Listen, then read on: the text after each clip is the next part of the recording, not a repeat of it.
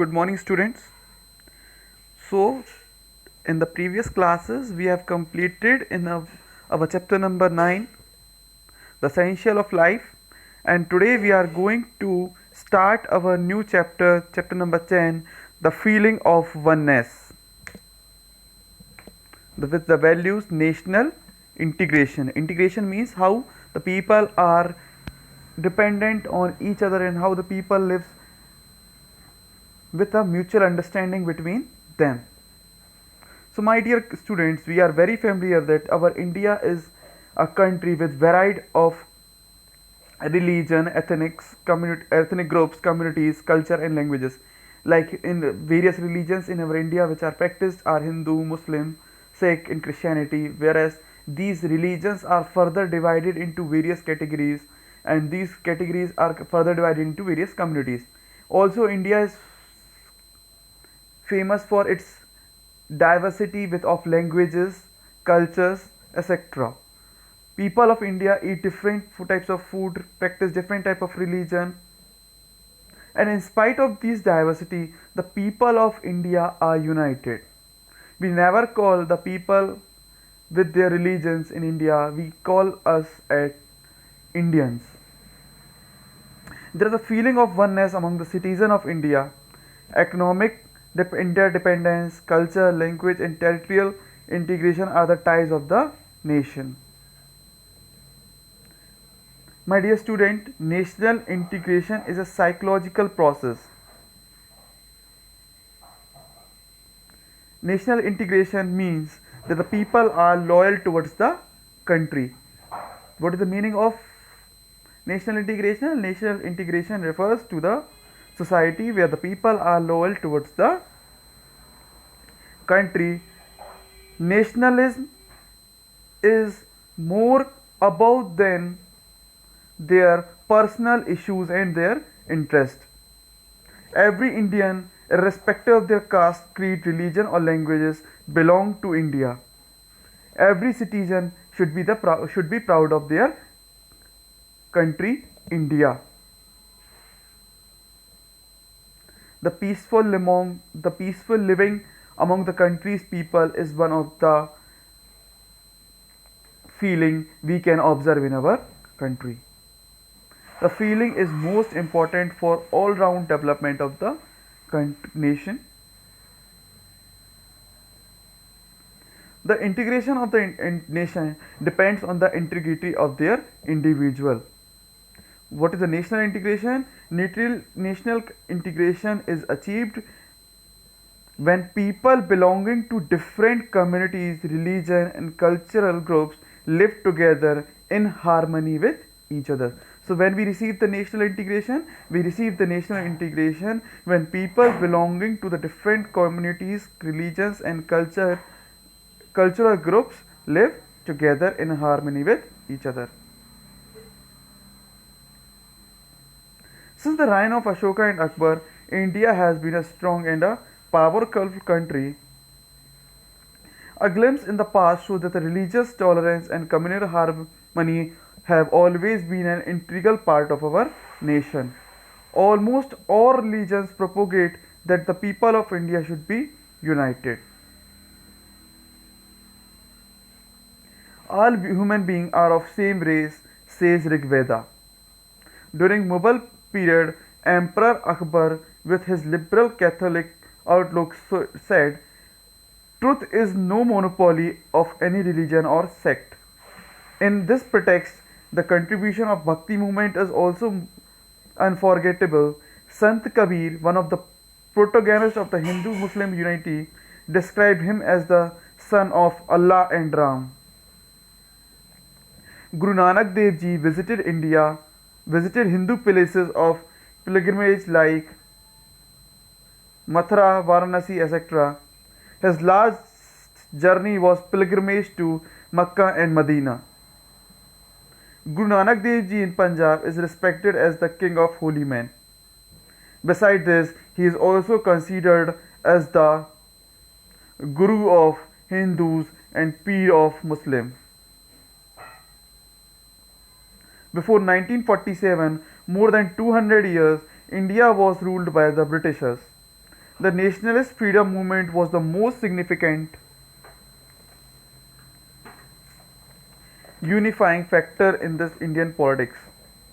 This movement created a feeling of nationalism among all the Indians.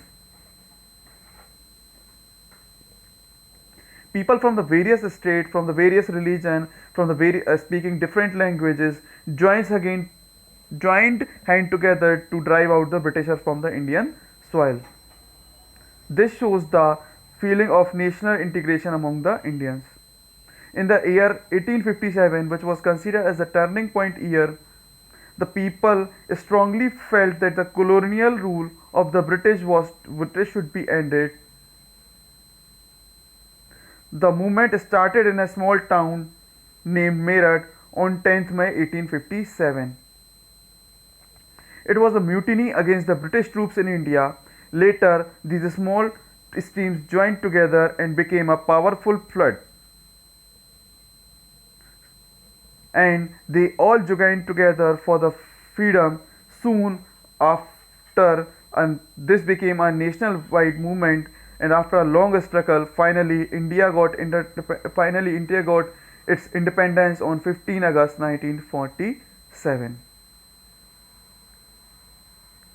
Keeping in view the interest of the people, India gracefully adopted almost all the religions, tradition and culture. India is considered as the birthplace of four major religions of all world: Hindus, Jainism, Buddhism and Sikhism. Today, we are proud of our great religious leaders like Guru Nanak Dev Ji, Lord Buddha, Lord Mahavira, etc. They enriched the nation with the preaching they propagated among ahimsa and non-violence. Today, India is a very fast developing country and the whole world is watching its rapid growth and development.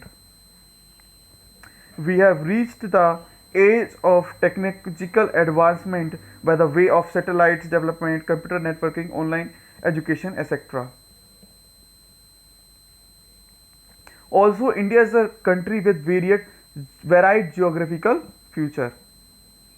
Different places have different climates, different landforms and different crop patterns. But all over India has a similar outlook and moral values. At fanatic, people create some communal disturbance in the name of religion. However, this type of disturbance do not last long because people soon realize the fact of the regain of their communal harmony.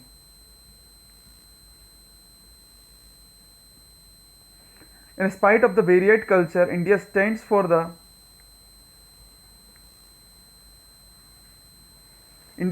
its united. It is because of our constitution laid down certain principles.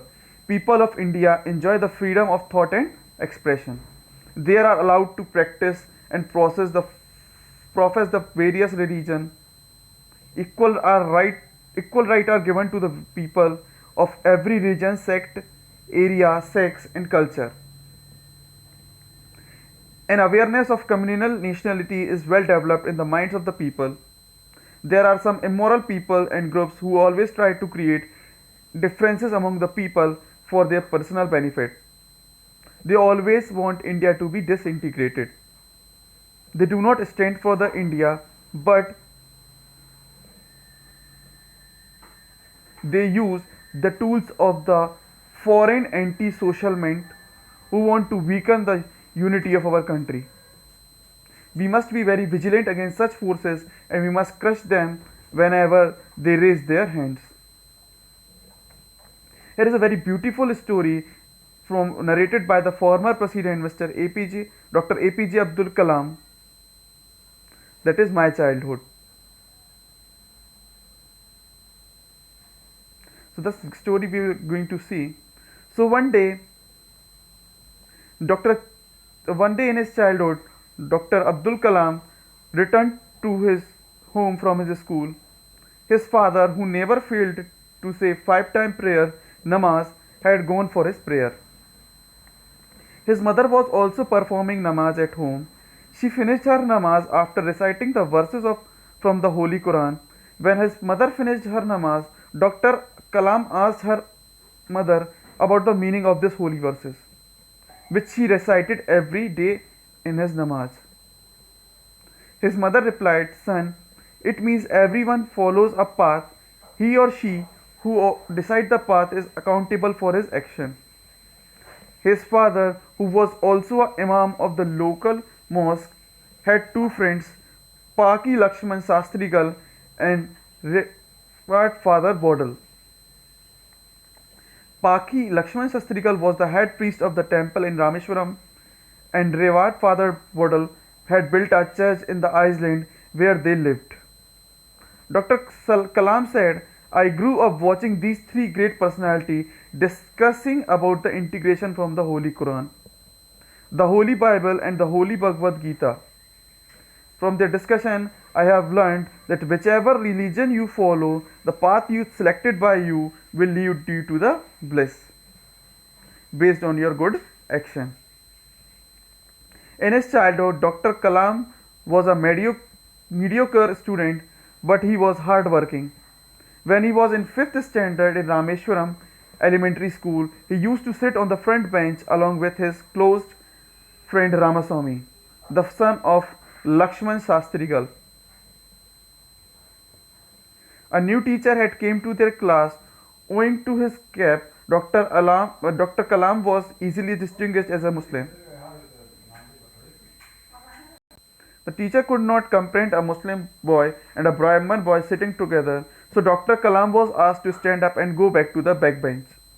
The friends were forced to move apart. When the incident was narrated to their respective father, the teacher was summoned by the headman. He was told that what he had done was a snake works, a strong conviction to their parents and the teacher. So, moral of the story is friendship is based on the feelings, not on the religions. Next, more of this chapter we will see in our next class. Thank you.